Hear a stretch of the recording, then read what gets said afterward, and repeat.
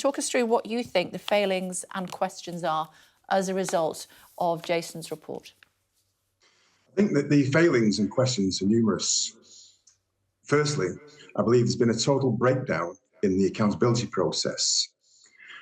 I know that the policing minister mentioned referring this to the IOPC. The IOPC have been aware of this since 2021, and their response has been to refer this back to Greater Manchester Police to investigate. Now, having seen Greater Manchester Police's press release, that raises questions to me about their investigation. What they say is, whilst there's an investigation going on, there is no evidence that any GMP officer has committed any misconduct or criminal offence.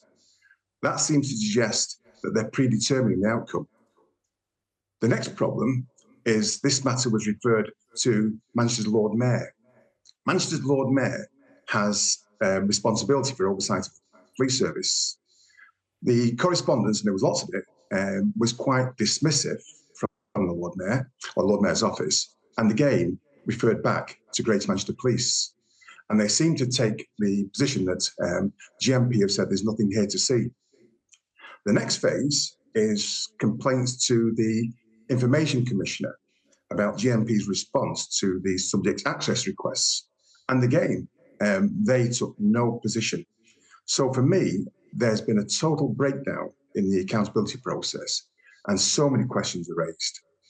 OK, so when you say the mayor, do you mean Andy Burnham? It goes to Andy Burnham's office, but at the time, the person, the deputy mayor was responsible, that's Dame Bev Hughes. And I've seen correspondence from her office, which again seems to be dismissive and referred it all back to GMP. OK, well, we'll get them on the phone, see what they have to say.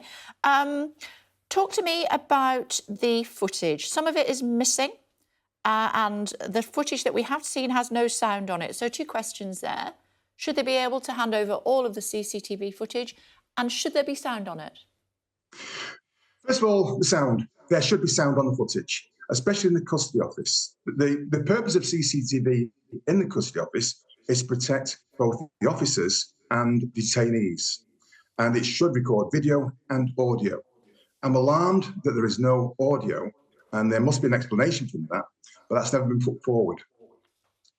The second question... Yeah, sorry, yeah, go on. Yeah. In terms of, well, if you ask your question, sorry.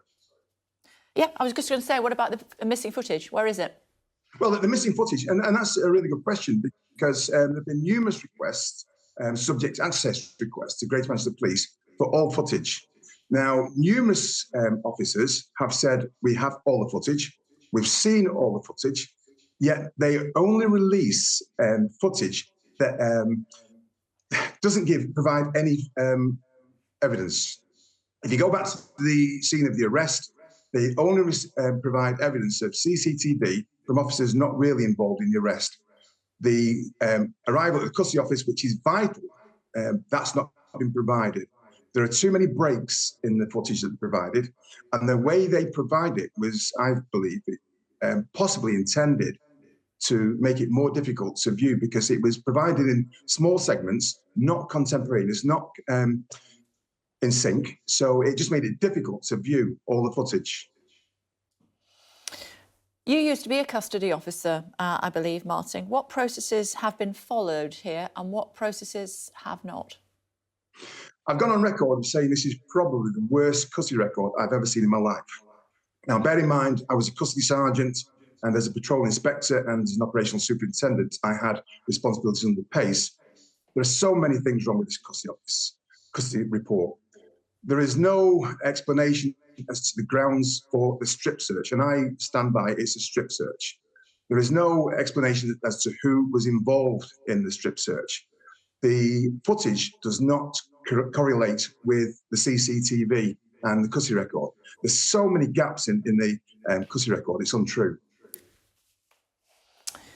The layperson would potentially think, given that there are 2-hour gaps in this tape where Zainab, we have to say she's not a saint, you know, she allegedly assaulted a police officer, we saw that on the tape, but she says that she feels that she was raped by more than one officer.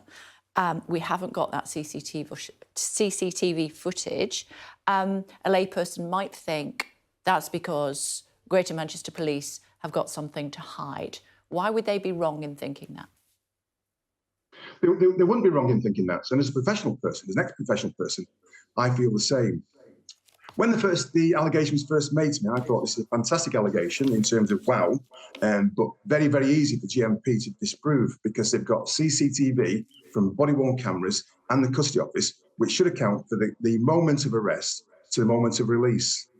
And to be in a position where 2.5 years later, all the key CCTV has still not been released raises questions to me.